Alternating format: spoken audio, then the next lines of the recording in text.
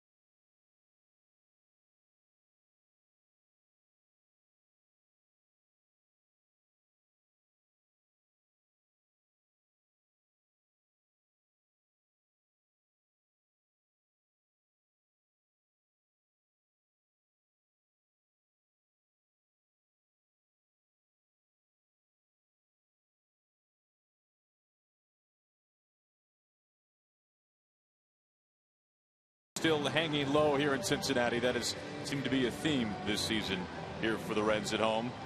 As we take a look at our in-game box score from what happened last night, which carries over to today. Now the one change, Johnny Peralta is out of the ball game. He reached on the air by Suarez in the 8th, and Pete Kozma is running for Peralta at first base. So we will likely see Cosma at short as we go to the bottom of this 8th inning. And up on the mound, J.J. Hoover, the third pitcher in this game for the Reds. He is on to work to Yadier Molina. Yeah, and Hoover is a guy who holds runners very well. Only one stolen base allowed. But Molina is a guy who loves to attack first pitches and loves to shoot the ball through the right side. Could have some action with first pitch right here. This is an interesting situation for both managers.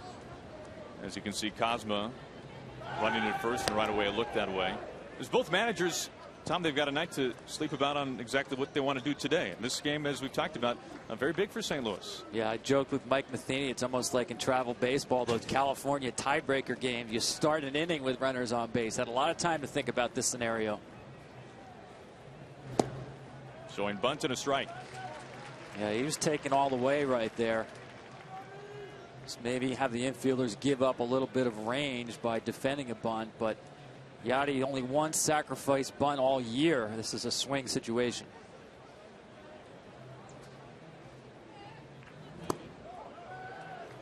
And we saw the grounds crew out on the field early this morning, rolling up the tarp again. And this grounds crew has received a workout this year in Cincinnati. They have had over 24 hours of rain delays here at Great American Ballpark.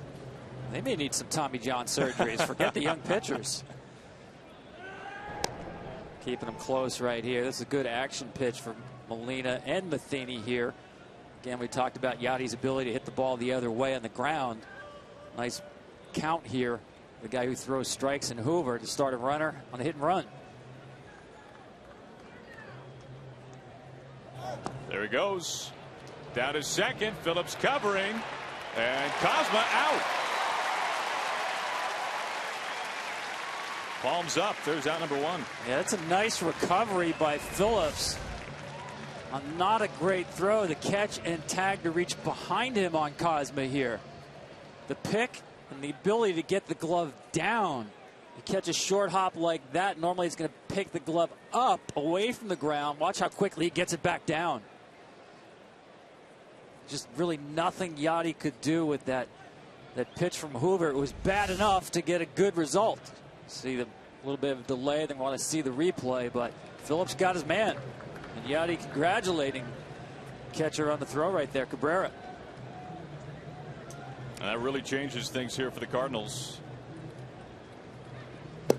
And Molina swings right through it, and blink your eyes, there are now 2 outs.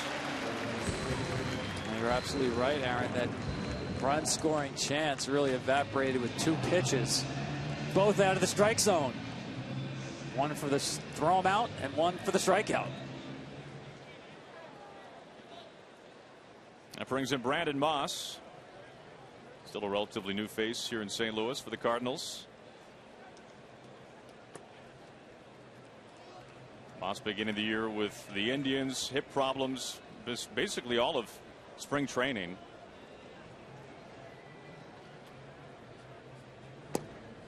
Really had his power sapped, and the good news for Moss from a rehab standpoint, he's finally recently been to a state where he can lift heavy with his legs once again, and that's something that he really attributed to losing some of the pop that he had last year, especially in the first half with the A's. I just don't see that he has the same bat speed back yet. Really fighting it right now.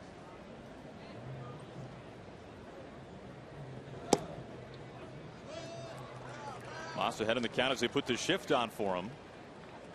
Yeah, and you notice with the shift, even throughout this account with no strikes, not defending the bunt at all with 2 strikes, bases empty. Shatters the bat, and a foul ball. Snared there, almost shoelaces high, but on a hop. Votto at first base. Take a look at the Reds defense. You just saw Votto at first. Phillips having to find here at second base. Eugenio Suarez, the former Tiger, and shortstop Todd Frazier, who became a household name over the All-Star break. And speedy Billy Hamilton covers all kinds of ground at center field. Now, this is what I'm talking about with Moss's bat speed. This is 3-0. This is exactly what you're looking for. Fastball inner half. He gets it, and not quick enough. Gets jammed. That's a good indication that the timing is not there for Moss. I like the idea of 3-0. Go ahead, take a hack. A home run hitter, bases empty, 2 outs. just not on time. Well, some conversation with Brian Price. Pat Hoberg, the home plate umpire.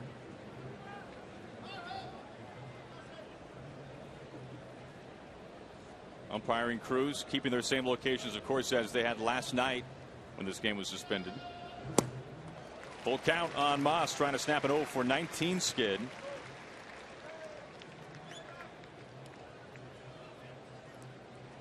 You got to believe he's going to see that heater one more time here. And he draws the walk with 2 outs. So Hoover a walk and a strikeout here in this 8th inning.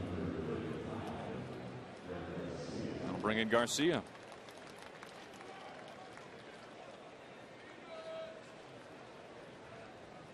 Garcia had the home run out to center field last night of the 4th to tie the game up. Did not homer even once this year. In extended playing time with AAA Memphis, he's homered twice in the big leagues with St. Louis. And both out to center field, the other one coming against the Cubs.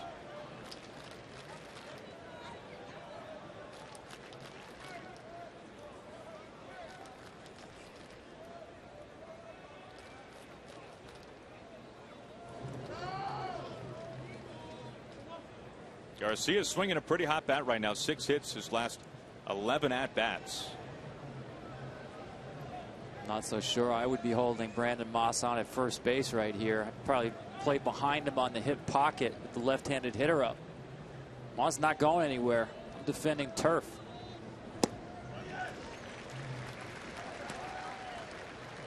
Hoover ahead 1-2.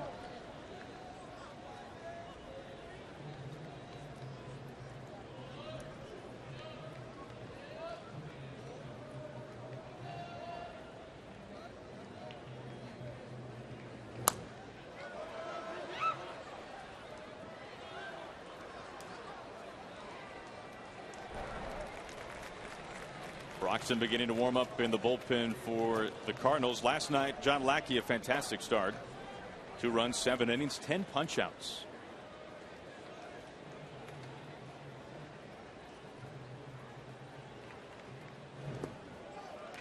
Gets away from Cabrera, and Moss easily takes second. He's attacked him a lot with breaking balls, starting with the first 2 pitches. Just really overthrows this one. You see the baseball on curveballs is going to break opposite of the spin of the baseball. Easy read for Moss to move up 90 feet. Wild pitch makes it 2-2 and puts the runner in scoring position for the first time in this inning for the Cardinals. Garcia down on strikes. Hoover able to escape the wild pitch to put Moss at second. As we make our way on to the bottom of the 8th inning, it'll be Todd Frazier to lead things off for the Reds when we come back.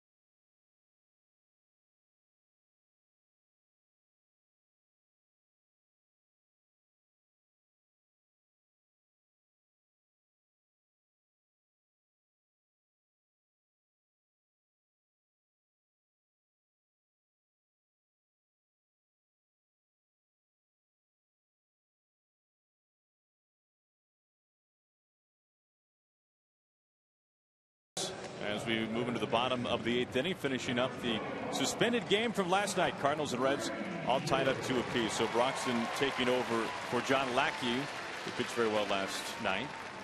You can see the numbers on Broxton. Traded by Milwaukee to St. Louis at the deadline. And Pete Kozma, who pinch ran last night for Peralta, who reached on the air by Suarez. As expected, Kozma will stay in the game. And man, shortstop is Todd Frazier, leads things off in the bottom of the 8th for the Reds. And set up nicely for Broxton with the right-handed hitters with that mid-90s fastball and hard slider. That's how you have to pitch Todd Frazier. That slider down and away.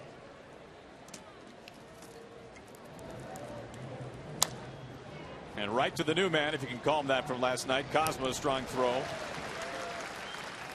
1 pitch and 1 out.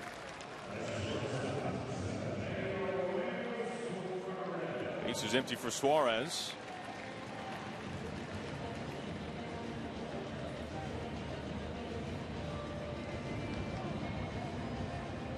Eugenio Suarez, the former Tiger.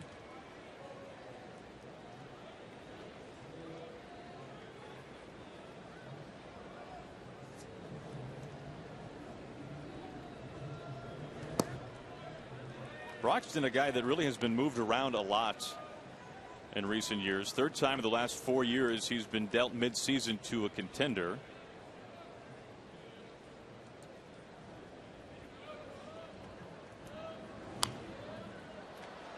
And this is why, Aaron, I thought the Reds had an advantage in a tie game in the 8th inning. They can go to their closer in the 9th. And that is Aroldis Chapman. And I talked to Brian Price about it. Yes, there's a possibility, depending on how many pitches he throws, he can use Chapman for 6 outs in this game. He'd love to see him be efficient early. Up the middle and a base hit. A 2-strike hit for Suarez, who's aboard. And not one of Broxton's better sliders right there to a guy who's been kind of a revelation offensively here. See how that slider doesn't have any bite to it. Just hangs on the outside part of the plate. And a nice job hitting it through the middle. Go ahead run at first base for the Reds. Adam Duvall steps in 0 for 3.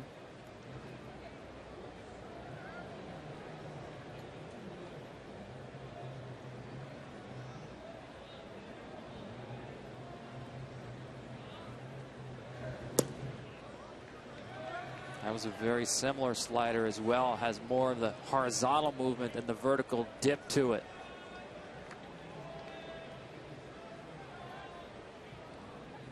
Almost turns into a slow cutter in some ways. And that would not be by design. Cutter you'd like to have harder than 87, 88.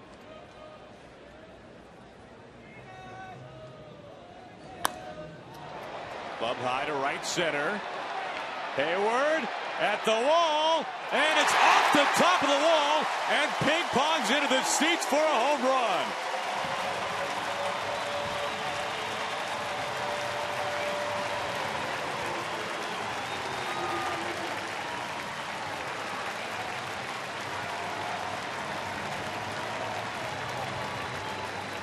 Duvall gives the Reds the lead here in the bottom of the 8th inning. Looked like Jason Hayward had a beat on this ball going back on it, just kept drifting on him. It's a ballpark that Andrew McCutcheon of the Pirates calls the Great American Small Park. Just enough to get out of here.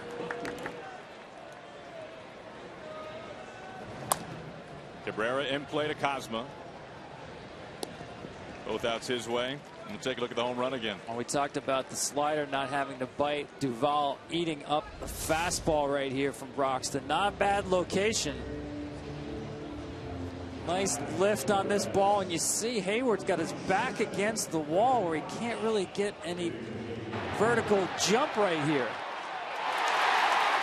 That's almost reminiscent of that the Todd Pratt home run in the division series between the Mets, where Finley goes back to the wall with the Diamondbacks, and you get your back against the wall and you can't leave the ground. Here's Brennan Bosch pinch hitting in the number 9 spot.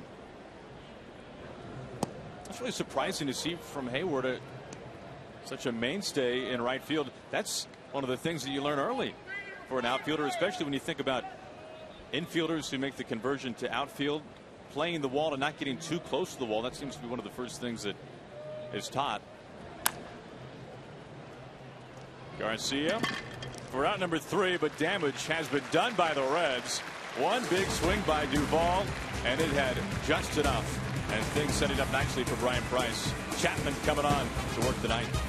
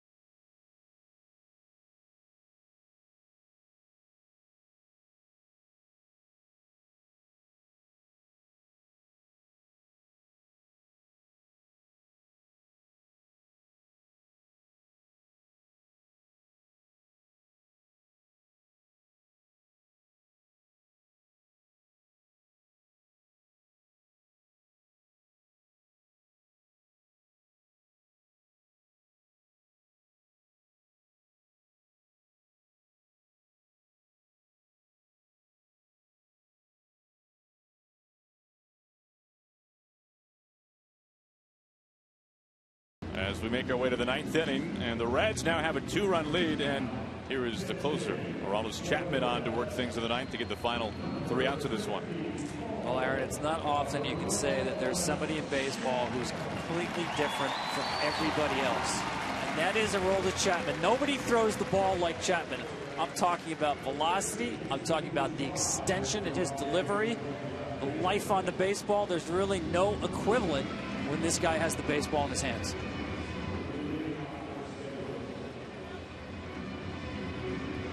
You can see the heat from Chapman. Pitches of at least 100 miles per hour, and Chapman has almost half of them in baseball.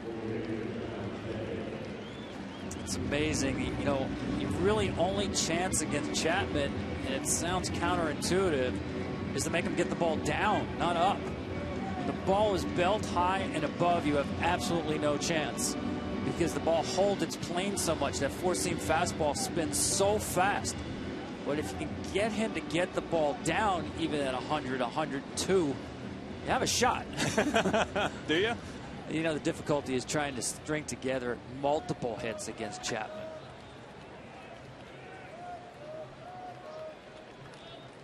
I'll face Tommy Pham pinch hitting here in the ninth. Batting for John Jay.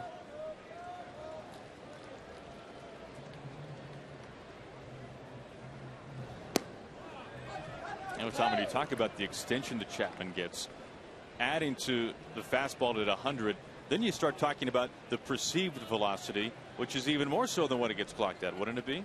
Absolutely. You know, the average pitcher, if he's going to get that strike, he's going to be even tougher to hit. But the average pitcher, the stride length will be about 6 feet. For Chapman, he's out there about 7 feet. So it's almost as if they changed the rules and he takes the rubber, they move it up a foot to 59 feet 6 inches. And he's ahead 1 and 2. And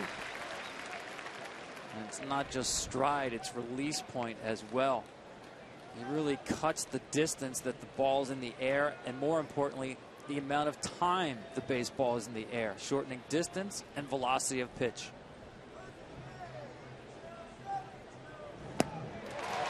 100 miles an hour, and there is out number 1. No chance up there.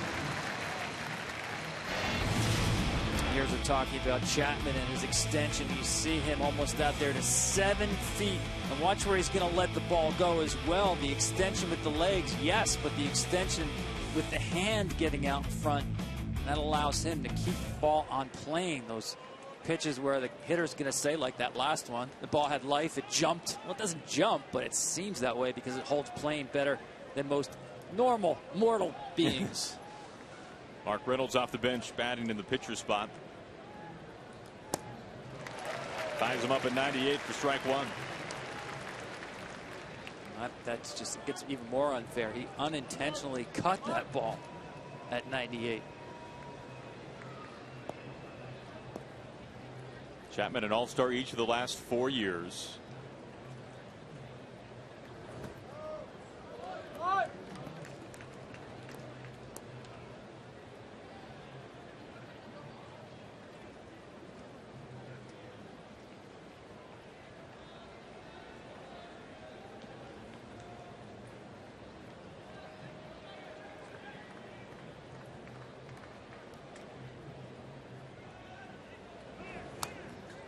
You look at the numbers this year for Chapman. He's at 29 saves entering this save opportunity here today in the 9th inning. And you wonder what his numbers would be like if he was given more save opportunities, but they just haven't been there this year for the Reds. Well, you wonder, too, if he is a luxury for the Reds, given the state of the franchise right now, how difficult this division is, even going forward next year. I thought he was a guy they should have traded at the deadline this year. And he gets Reynolds. Back-to-back strikeouts.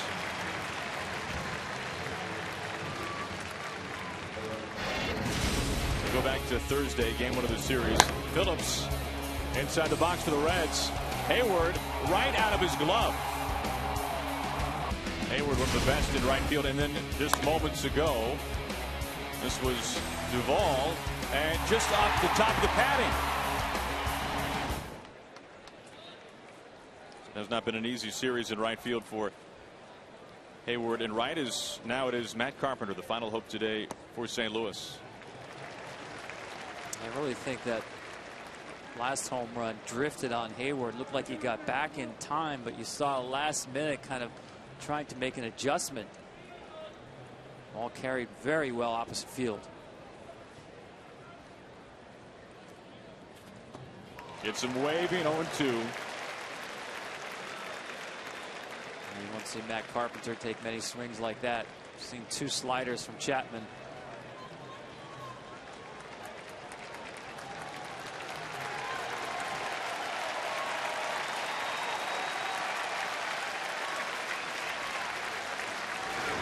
And that is it. Chapman strikes out the side in order for save number 30 on the season. Tommy didn't know how long game 1 would take. The answer is not very long. And the good news for Brian Price, I think that man's available for the second game as well. Very efficient. I'll look at the last pitch here to Carpenter.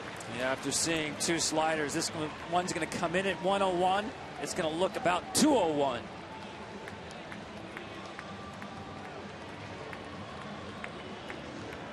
Nothing like it. And with the Reds win, the Cardinals loss. We'll take the updated standings of the Central. And Tom, this is something that you hit on early. This could be a devastating day for the Cardinals if now they can't take game 2, or what would be game 3 of the series. Yeah, that's 7 losses in the last 9. A lead was 6.5 games a week ago today. How quickly things have changed. So that'll do it for us for now, but we're back in about 30 minutes on your local Fox affiliate.